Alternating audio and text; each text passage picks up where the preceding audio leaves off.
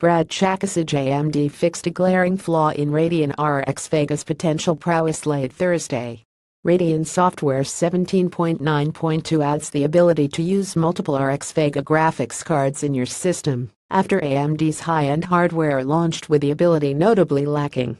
Huzzah, it's not quite as full-featured as longtime Radeon buyers may be used to, though.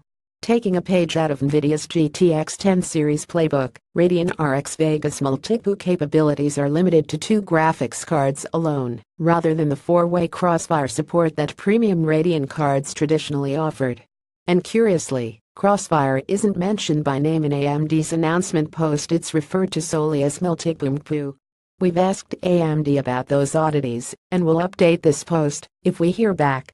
While we haven't had a chance to try out Radeon Software 17.9.2 firsthand, the AMD supply chart below shows a handful of games that scale up performance over 80% when you slap in a second Vega card.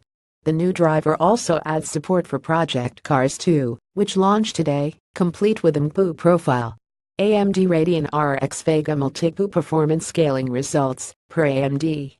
Past Radeon generations have allowed cards with the same core GPU to be used in Crossfire, even if the pair consisted of 2 different graphics cards.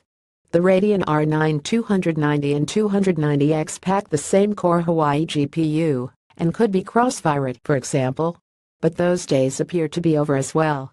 Even though Radeon RX Vega 56 uses a cut-down version of the RX Vega 64 GPU, AMD's post says gamers can pair 2 Radeon RX Vega 56 GPUs or 2 Radeon RX Vega 64 GPUs. You can snag Radeon Software 17.9.2 on AMD's download page now.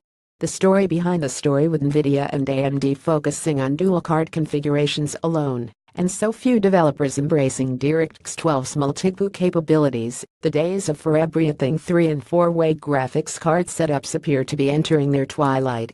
It pains my enthusiast heart, but it shouldn't come as a surprise.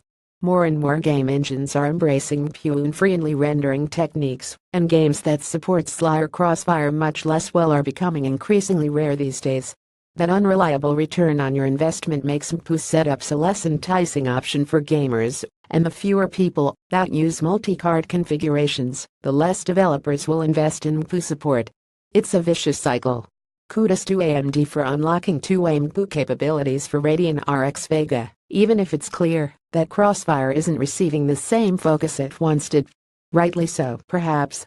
World's recommendation remains the same as it has been for years: ignore Crossfire or SLI, and just get the single most powerful graphics card you can afford. Multi-boot setups are a buggy, expensive, unreliable headache. To comment on this article and other world content, visit our Facebook page or our Twitter feed.